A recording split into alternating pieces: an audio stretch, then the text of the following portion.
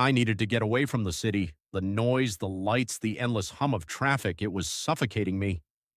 So I found a small, secluded cabin deep in the mountains.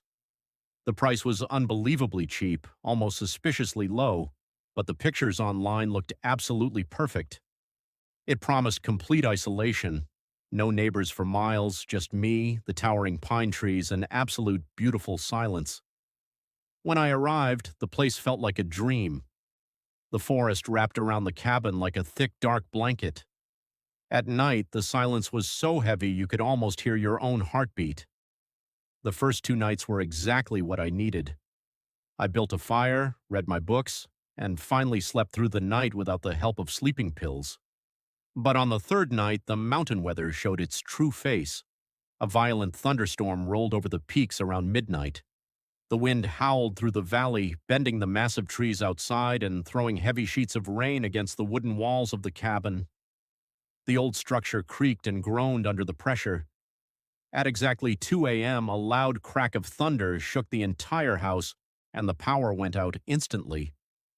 The cabin was plunged into a pitch-black darkness, saved only by the dim, dying orange embers in the fireplace. I sat up on the couch, wrapped in a blanket, waiting for my eyes to adjust to the shadows. That's when I heard it. A sound that absolutely did not belong to the storm. It was music. It was very faint, distorted by the wind and rain, but unmistakable. It was old-fashioned, high-pitched carnival music, the kind of melody you hear on an old rusty merry-go-round. It was playing somewhere deep within the dark woods behind the cabin. I tried to laugh it off at first. I told myself my mind was just playing tricks on me, interpreting the whistling of the wind through the branches as a melody. Who in their right mind would be playing carnival music in the middle of a mountain forest during a midnight thunderstorm? But as I listened closely, the melody remained perfectly consistent, looping the same creepy, cheerful tune over and over through the dark. And then my blood ran cold. The music was getting louder. Not because the storm was dying down, but because whatever was playing that music was actively moving through the trees, moving directly toward the cabin. Terrified, my hands shaking, I grabbed my heavy metal flashlight from the coffee table. I walked slowly toward the large glass sliding door that led out to the back porch. The music was right outside now, echoing off the wooden deck. I raised the flashlight and clicked it on.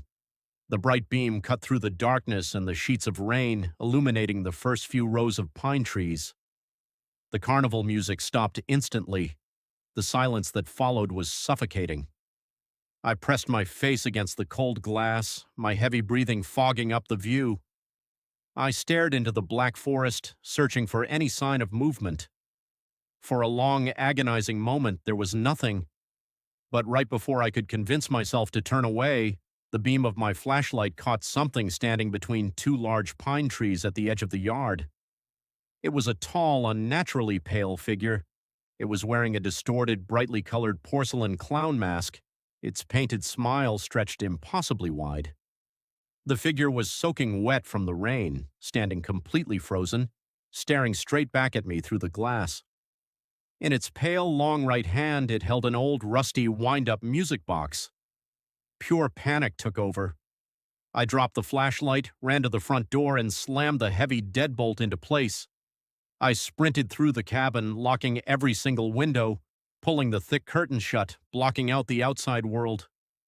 I locked myself in the bedroom, clutching a sharp kitchen knife, sitting in the corner of the bed with my eyes wide open, praying for the morning sun to rise. Hours passed. The storm slowly began to pass, leaving only a quiet, rhythmic dripping sound outside. I thought I was safe. I thought the locks had kept it out. But then, at exactly 4:30 a.m., the old battery-powered radio sitting on my nightstand suddenly static fizzed to life. Through the harsh, loud white noise, the static began to form a voice. A distorted, wet, mocking whisper came through the speaker. "You forgot to lock the basement door." And right underneath my bedroom floorboards, from the darkness of the cellar below, the carnival music started playing again.